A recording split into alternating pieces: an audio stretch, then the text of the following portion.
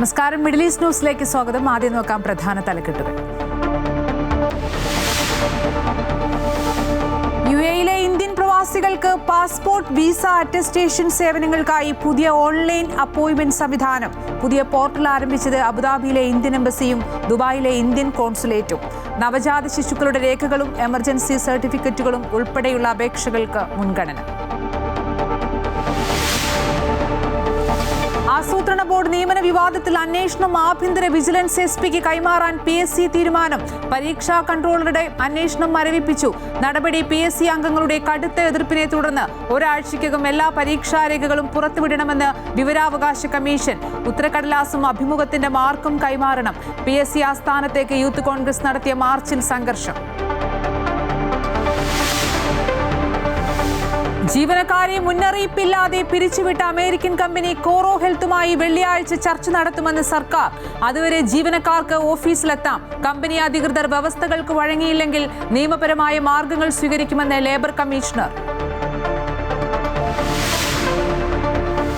ത്രിരാഷ്ട്ര സന്ദർശനത്തിന്റെ ഭാഗമായി പ്രധാനമന്ത്രി നരേന്ദ്രമോദി ഇന്തോനേഷ്യയിൽ ഓസ്ട്രേലിയയും ന്യൂസിലൻഡും സന്ദർശിക്കും. പ്രതിരോധം, ഊർജം, സമുദ്ര സുരക്ഷ തുടങ്ങിയ മേഖലകളിലെ സഹകരണം ശക്തമാക്കുക ലക്ഷ്യം.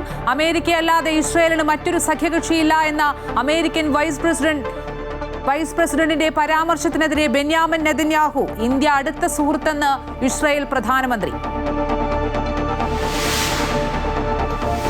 ലോകകപ്പ് ഫുട്ബോൾ പ്രീ ക്വാർട്ടറിൽ ഇന്ന് സ്പെയിൻ പോർച്ചുഗൽ പോരാട്ടം. മത്സരം അല്പസമയത്തിനകം. ബെൽജിയം USA മത്സരം രാവിലെ 5:30.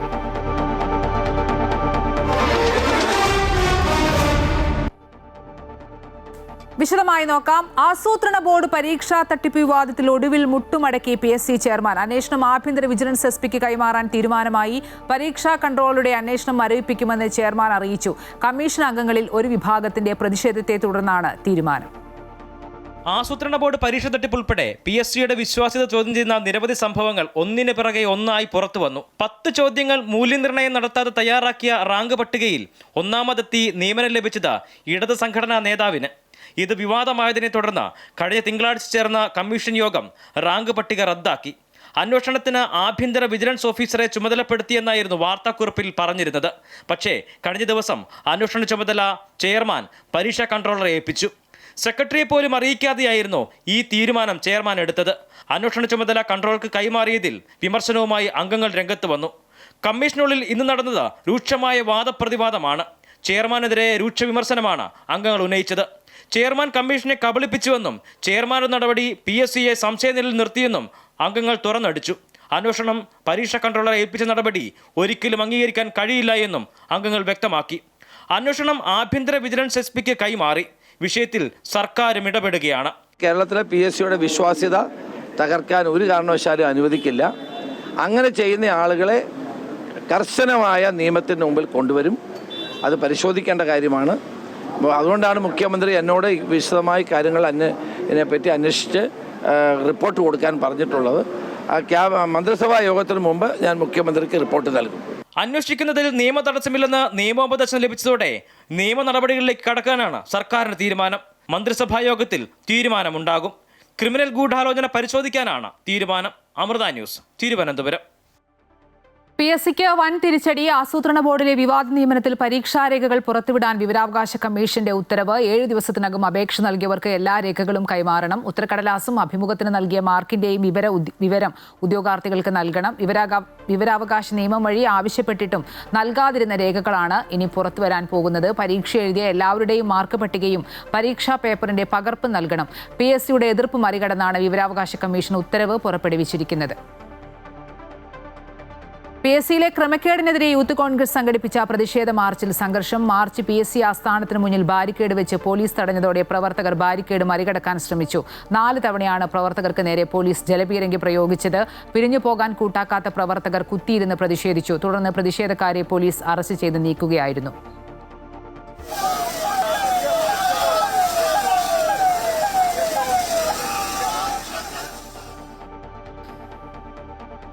കോറോ ഹെൽത്ത് ജീവനക്കാരെ മുന്നറിയിപ്പില്ലാതെ പിരിച്ചുവിട്ട സംഭവത്തിൽ 10-ാം തീയതി ചർച്ചയിൽ പങ്കെടുക്കുമെന്നാണ് കമ്പനി അധികൃതർ അറിയിച്ചിരുന്നതെന്നും അതുവരെ തൽസ്ഥിതി തുടരാമെന്ന ധാരണയാണ് ഉള്ളതെന്നും ഉമാ തോമസ് MLA. ലേബർ കമ്മീഷണറും തൊഴിലാളി സംഘടനാ നേതാക്കളും കമ്പനി ലീഗൽ അഡ്വൈസറും കൊച്ചിയിൽ നടന്ന ചർച്ചയ്ക്ക് ശേഷം സംസാരിക്കുകയായിരുന്നു അവർ.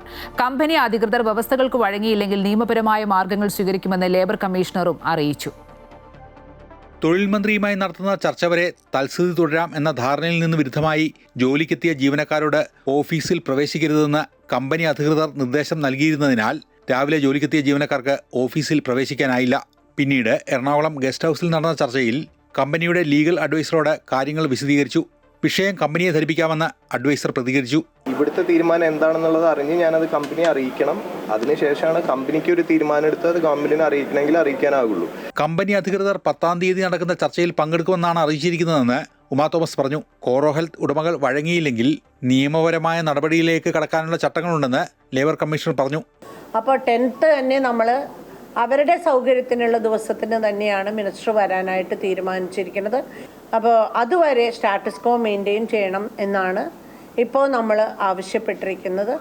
അതുപ്രകാരം നാളെ മുതൽ എല്ലാ ഫെസിലിറ്റീസും കൊടുത്തുകൊണ്ട്, അതായത് അവർ വർക്കില്ലെങ്കിൽ വർക്ക് കൊടുക്കണ്ട, പക്ഷേ കുട്ടികൾ അവിടെ കയറിയിരിക്കും, അവർക്ക് ഡൈനിങ് ഫെസിലിറ്റി അല്ലെങ്കിൽ വാഷ്റൂം ഫെസിലിറ്റി എല്ലാം കൊടുത്തുകൊണ്ട് തന്നെ ആ ഓഫീസിലിരിക്കാനുള്ള സഹായം കമ്പനി ചെയ്യും എന്ന് തന്നെയാണ് ഇവിടെ ലീഗൽ അഡ്വൈസർ ആമിർ എത്തിയിട്ടുണ്ട്. ആമിറിനോട് പറഞ്ഞിരിക്കുന്നത്.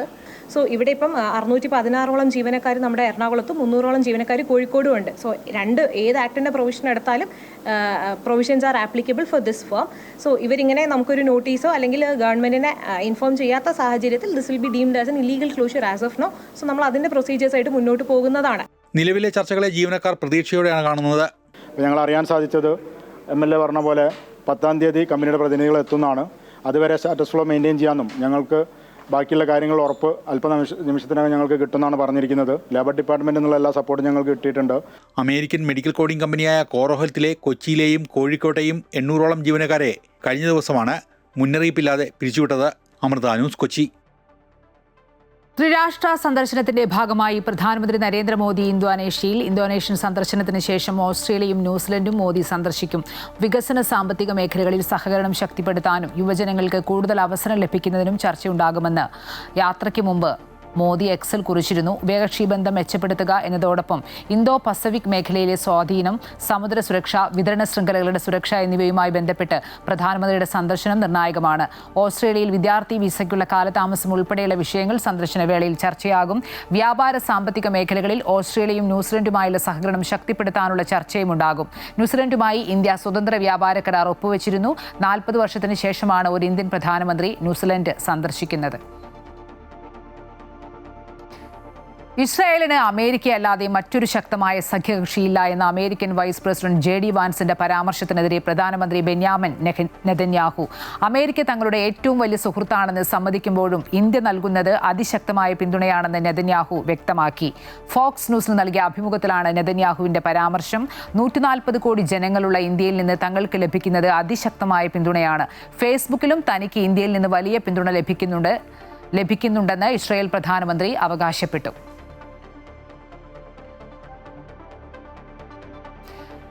ഇറാന്റെ മുൻ പരമോന്നത നേതാവ് ആയത്തുള്ള അലി ഖമനേയുടെ ഭൗതിക ശരീരം വരും ദിവസങ്ങളിൽ ഷിയ പുണ്യനഗരങ്ങളായ നജാഫ്, കർബല എന്നിവിടങ്ങളിൽ എത്തിക്കും. ജൂലൈ 9 മഷ്ഹദിലെ ഇമാം റസ മസ്ജിദിലാണ് സംസ്കാരം നിശ്ചയിച്ചിട്ടുള്ളത്.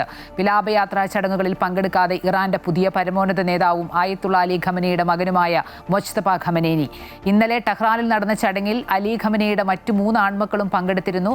ഖമേനി കൊല്ലപ്പെട്ട അതേ വ്യോമാക്രമണത്തിൽ മരിച്ച ഭാര്യ സഹ്റ ഹദാദ് അദേലിന്റെ നേരത്തെ നടന്ന അനുസ്മരണ ചടങ്ങുകളിലും മുജ്തബ പങ്കെടുത്തിരുന്നില്ല. മറ്റു വാർത്തകൾ നോക്കുകയാണെങ്കിൽ ഓണത്തിന് കേരളത്തിലേക്ക് 100 ട്രെയിനുകൾ അധികമായി സർവീസ് നടത്തുമെന്ന് കേന്ദ്ര റെയിൽവേ മന്ത്രി അശ്വിനി വൈഷ്ണവ്.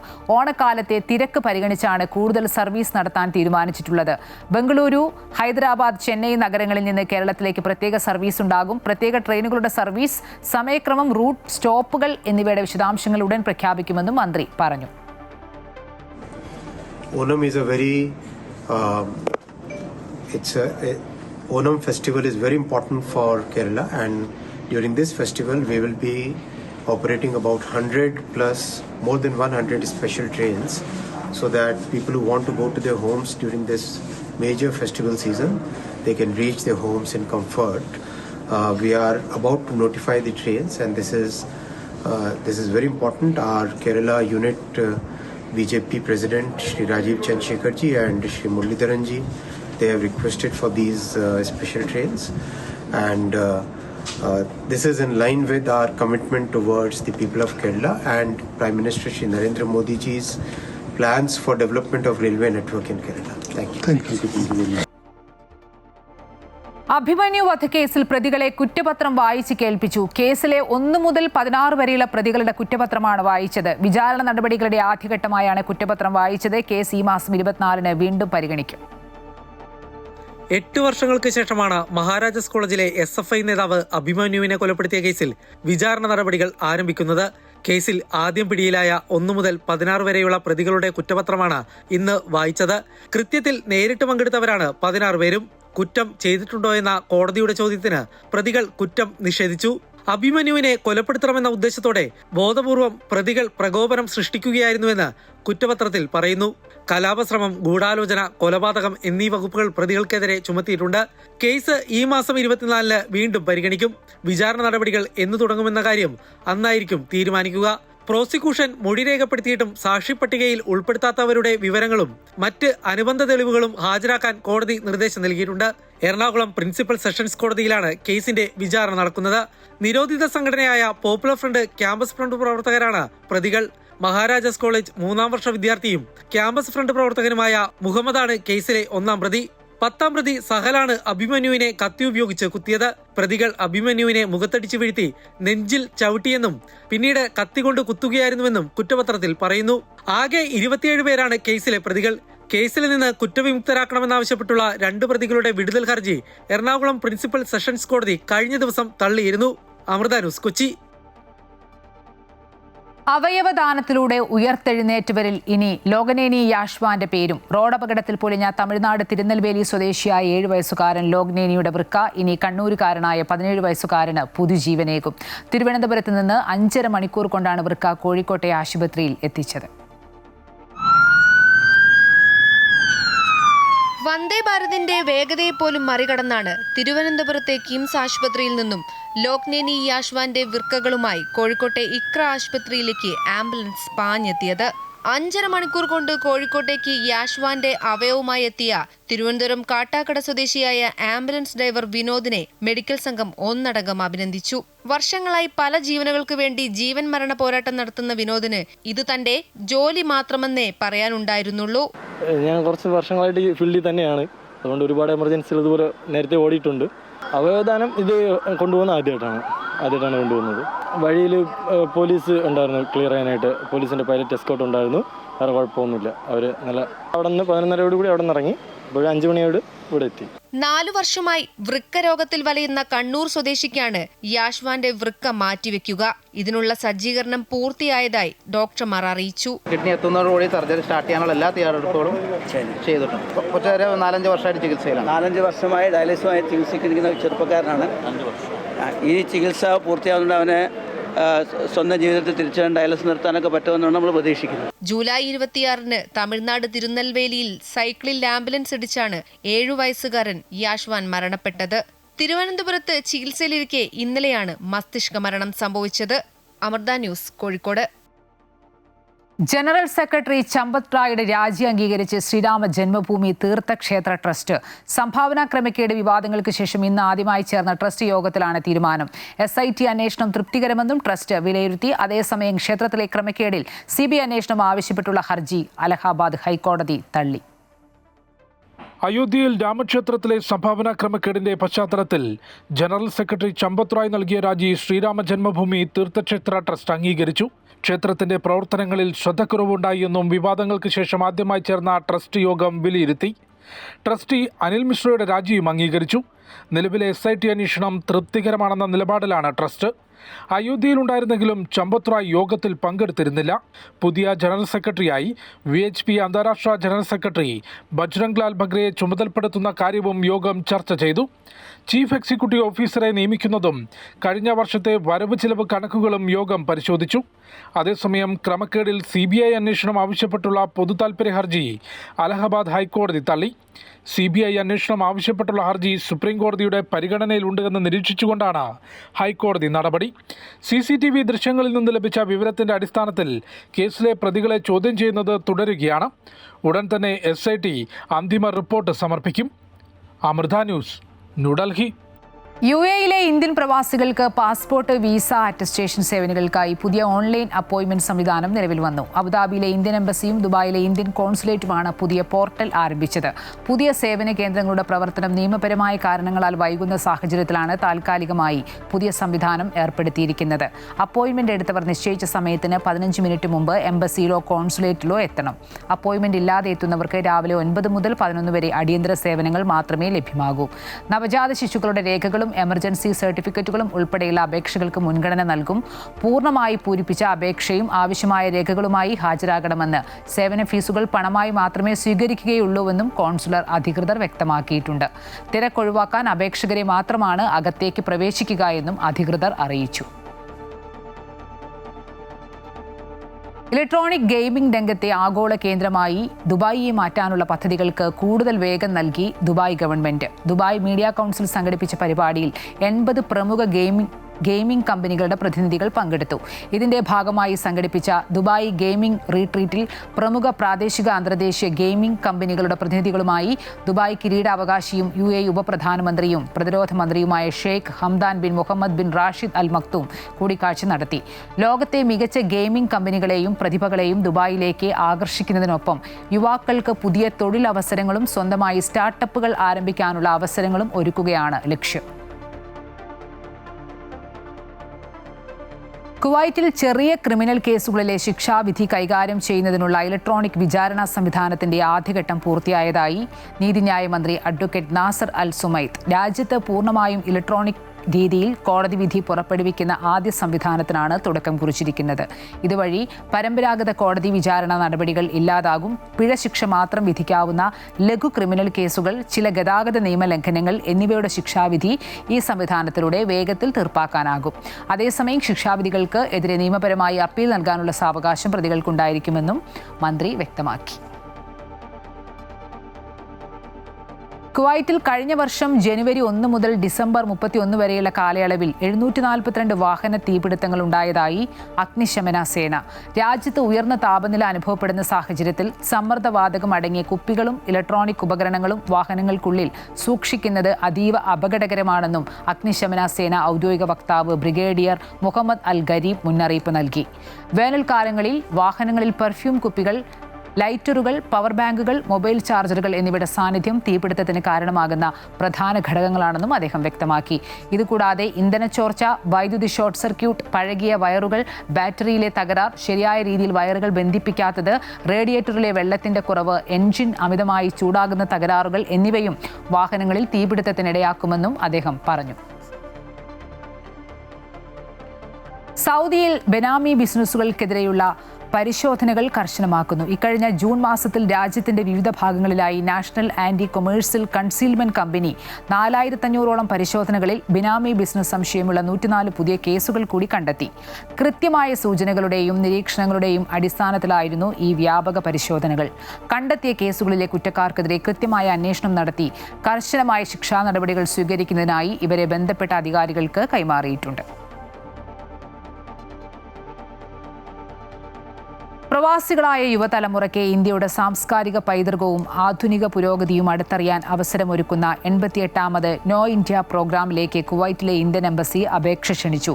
ഇന്ത്യൻ വിദേശകാര്യ മന്ത്രാലയത്തിന്റെ ആഭിമുഖ്യത്തിൽ നടത്തുന്ന ഈ പരിപാടി യുവപ്രവാസികൾക്ക് തങ്ങളുടെ ജന്മനാടുമായുള്ള ബന്ധം ദൃഢമാക്കാനും രാജ്യത്തിന്റെ വികസന നേട്ടങ്ങളും നവീകരണങ്ങളും നേരിട്ട് മനസ്സിലാക്കാനുമാണ് വേദി. 24നും 28നും ഇടയിൽ പ്രായമുള്ള non resident Indians, persons of Indian origin, overseas citizen of India, കാർഡുടമകൾ എന്നിവർക്കാണ് അപേക്ഷിക്കാൻ യോഗ്യതയുള്ളത്. 2026 ഓഗസ്റ്റ് 16 മുതൽ ഓഗസ്റ്റ് 29 വരെയാണ് ഈ പ്രോഗ്രാം കാലയളവെന്ന് എംബസി പുറത്തുവിട്ട അറിയിപ്പിൽ വ്യക്തമാക്കുന്നു. കുവൈറ്റിൽ ഗതാഗത നിയമലംഘനങ്ങളുമായി ബന്ധപ്പെട്ട ശിക്ഷാ നടപടികളിൽ സുപ്രധാന മാറ്റം വരുത്തിക്കൊണ്ട് 1976 നിയമത്തിന്റെ എക്സിക്യൂട്ടീവ് ചട്ടങ്ങളിൽ ഭേദഗതി വരുത്തി. ആഭ്യന്തരമന്ത്രി ഷെയ്ഖ് ഫഹദ് അൽ യൂസഫാണ് ഇത് സംബന്ധിച്ച് പുതിയ ഉത്തരവ് പുറത്തിറക്കിയത്. ഭേദഗതി പ്രകാരം ഗതാഗത നിയമലംഘനങ്ങൾ നടത്തുന്നവർക്കെതിരെ തടവ് ശിക്ഷയ്ക്ക് പകരമായി നിശ്ചിത കാലത്തേക്ക് വിവിധ മന്ത്രാലയങ്ങളിൽ നിർബന്ധിതമായി സേവനം ചെയ്യേണ്ടി വരും. സാമൂഹിക സേവനം, ബോധവൽക്കരണ പരിശീലന പരിപാടികളിൽ പങ്കെടുക്കൽ, അപകടം മൂലമുണ്ടായ നാശനഷ്ടങ്ങൾ പരിഹരിക്കൽ എന്നിവയാണ് പ്രധാന ബദൽ ശിക്ഷകൾ. നിരവധി മന്ത്രാലയങ്ങളുമായി ഏകോപിപ്പിച്ചുകൊണ്ടാണ് ഇവ നടപ്പാക്കുന്നത്. ഭിന്നശേഷിക്കാരായ കുട്ടികൾക്കും മറ്റു കുട്ടികൾക്കും ഒരുമിച്ച് പങ്കെടുക്കാൻ അവസരമൊരുക്കി ഖോർഫക്കാൻ ക്ലബ് ഫോർ ദി ഡിസേബിൾഡിൽ വേനൽക്കാല പരിപാടി ആരംഭിച്ചു. വ്യത്യസ്തമായ വേനലവധി എന്ന പേരിലുള്ള സമ്മർ പ്രോഗ്രാമിൽ ഭിന്നശേഷിക്കാരായ കുട്ടികളും അവരുടെ സഹോദരങ്ങളും ഒരുമിച്ചാണ് പങ്കെടുക്കുന്നത്. ഷാർജ സ്പോർട്സ് കൗൺസിലിന്റെ നേതൃത്വത്തിൽ നടക്കുന്ന പരിപാടി ഈ മാസം 30 വരെ തുടരും. കായികം, വിദ്യാഭ്യാസം, സാംസ്കാരികം, വിനോദം തുടങ്ങി വിവിധ മേഖലകളിലുള്ള പരിപാടികളാണ് കുട്ടികൾക്കായി ഒരുക്കിയിട്ടുള്ളത്.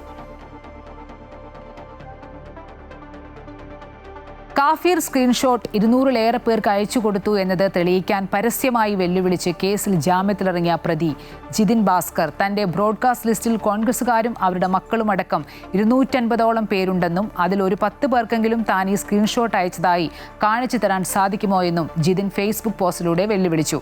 അതേസമയം അന്വേഷണ സംഘത്തെ ഉൾപ്പെടെ പ്രതി വെല്ലുവിളിച്ചിരിക്കുകയാണെന്നും പ്രതിയുടെ ജാമ്യം റദ്ദാക്കണമെന്നും ആവശ്യപ്പെട്ട് യൂത്ത് കോൺഗ്രസ് റൂറൽ എസ്.പിക്ക് പരാതി നൽകി.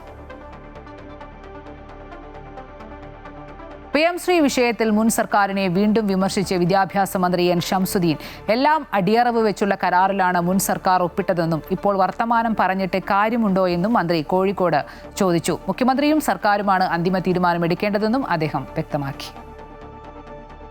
PM ശ്രീ കഴിഞ്ഞ ഗവൺമെന്റ്, സംസ്ഥാന ഗവൺമെന്റ് അതിൽ ഒപ്പുവെച്ചു. അത് എന്ത് ചെയ്യണം, ഈ അവസ്ഥയിൽ എന്ത് ചെയ്യാൻ പറ്റും എന്നത് ആലോചിക്കുകയാണ് ഞങ്ങളൊരു പുതിയ ക്യാബിനറ്റ് സബ് കമ്മിറ്റിയെ വെച്ചത്. 2 തവണ യോഗം ചേർന്നു.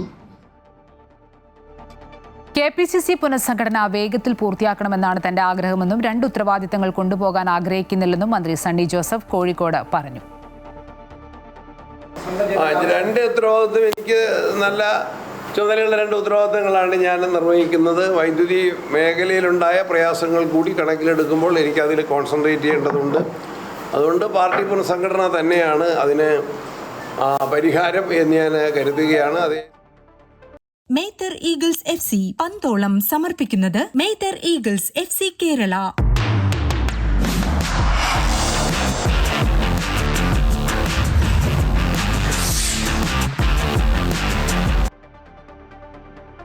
ലോകകപ്പ് പ്രീ ക്വാർട്ടറിൽ ഐബീരിയൻ ഡെർബി എന്നറിയപ്പെടുന്ന പോർച്ചുഗൽ സ്പെയിൻ പോരാട്ടം അല്പസമയത്തിനകം നടക്കും. നാളെ പുലർച്ചെ 5:30 USA ബെൽജിയത്തെ നേരിടുക. അതേസമയം നാളെ രാത്രി 9:30 അർജന്റീന ഈജിപ്ത് പോരാട്ടം നടക്കുക. നോർവേയെ തോൽപ്പിച്ച് ചരിത്രം തിരുത്തിക്കുറിക്കാമെന്ന ബ്രസീലിന്റെ മോഹം ഇത്തവണയും പൂവണിഞ്ഞില്ല. 28 വർഷം മുമ്പത്തെ തനിയാവർത്തനമായിരുന്നു മത്സരത്തിൽ. ലോകകപ്പ് ഫുട്ബോളിൽ ബ്രസീലിന്റെ കിരീട പോരാട്ടം പ്രീ ക്വാർട്ടറിൽ അവസാനിച്ചു. പ്രിയതാരം നെയ്മറുടെ വിരമിക്കൽ പ്രഖ്യാപനത്തിനും ആരാധകർ സാക്ഷികളായി. ഈ ലോകകപ്പിലെ ഏറ്റവും വലിയ അട്ടിമറിക്കാണ് ന്യൂയോർക്കിലെ ന്യൂ ജേഴ്സി സ്റ്റേഡിയം സാക്ഷ്യം വഹിച്ചത്. 5 തവണ ചാമ്പ്യന്മാരായ ബ്രസീലിനെ നോർവേ പുല്ലുപോലെ തോൽപ്പിച്ചത് ഫുട്ബോൾ ആരാധകരെ ഒന്നടങ്കം ഞെട്ടിച്ചു. 2-1 ബ്രസീൽ തോറ്റു പുറത്തായത്. 79-ാം മിനിറ്റിലും 90-ാം മിനിറ്റിലും ഹാളണ്ട് ബ്രസീലിന്റെ ഗോൾ വല കുലുക്കി. ബ്രസീലിനായി നെയ്മർ ഇഞ്ചുറി ടൈമിൽ പെനാൽറ്റിയിലൂടെ ആശ്വാസ ഗോൾ നേടി. ഇരട്ട ഗോളുകളോടെ ഹാളണ്ട് ഈ ലോകകപ്പിൽ ഗോൾ വേട്ടയിൽ 7 ഗോളുകളോടെ മെസ്സിക്കും എംബാപ്പയ്ക്കും ഒപ്പമെത്തി. ആദ്യ പകുതിയിൽ ഇരു ടീമുകളും നിരവധി ഗോൾ അവസരങ്ങളാണ് പാഴാക്കിയത്. ചരിത്രത്തിൽ ആദ്യമായാണ് നോർവേ ലോകകപ്പ് ഫുട്ബോളിന്റെ ക്വാർട്ടറിൽ കടക്കുന്നത്. അതേസമയം മറ്റൊരു ചരിത്ര നേട്ടത്തിന്റെ കഥയാണ് നോർവേയ്ക്ക് പറയാനുള്ളത്. ഫുട്ബോളിൽ ഇതുവരെ 88 ടീമുകളെ നേരിട്ടിട്ടുള്ള ബ്രസീലിന് ഒരിക്കൽ പോലും തോൽപ്പിക്കാനാവാത്ത ഒരേയൊരു ടീമാണ് നോർവേ. അന്താരാഷ്ട്ര ഫുട്ബോളിൽ ബ്രസീലും നോർവേയും ഇതുവരെ 7 തവണയാണ് നേർക്കുനേർ വന്നിട്ടുള്ളത്. ഇതിൽ 1 തവണ പോലും വിജയിക്കാൻ ബ്രസീലിന് കഴിഞ്ഞിട്ടില്ല. തോൽവിയുടെ ആഘാതം മാറുന്നതിന് മുൻപേ ആരാധകർക്ക് ഇരുട്ടടിയായി പ്രിയതാരം നെയ്മറുടെ വിരമിക്കൽ പ്രഖ്യാപനവും. ബ്രസീലിനായി ഏറ്റവും അധികം ഗോളുകൾ നേടിയ താരമെന്ന ബഹുമതിയോടെയാണ് നെയ്മർ 16 വർഷത്തെ കരിയർ അവസാനിപ്പിച്ചത്. ബ്രസീൽ ടീമിനായി 130 മത്സരങ്ങളിൽ നിന്ന് 80 ഗോളുകളും 59 അസിസ്റ്റുകളും 34-കാരനായ നെയ്മർ സ്വന്തമാക്കിയിട്ടുണ്ട്. താൻ പരമാവധി ശ്രമിച്ചുവെന്ന മത്സരത്തിന് ശേഷം നെയ്മർ മാധ്യമങ്ങളോട് പ്രതികരിച്ചു. ഇവിടെ വെച്ചാണ് എല്ലാം തുടങ്ങിയത്, ഇവിടെ വെച്ച് തന്നെ താൻ അവസാനിപ്പിക്കുകയും ചെയ്യുന്നുവെന്ന് നെയ്മർ പറഞ്ഞു. 2010 രാജ്യാന്തര കരിയർ ആരംഭിച്ച നെയ്മർ 4 ലോകകപ്പ് ടൂർണമെന്റുകളിൽ ബ്രസീലിനു വേണ്ടി കളിച്ചിട്ടുണ്ട്. Sports desk, Amrita news. ഇതോടെ മിഡിൽ ഈസ്റ്റ് വാർത്തകൾ പൂർണ്ണമാകുന്നു. കൂടുതൽ വാർത്തകൾക്കും വിശദാംശങ്ങൾക്കും അമൃത ന്യൂസ് യൂട്യൂബ് കാണാം. നമസ്കാരം.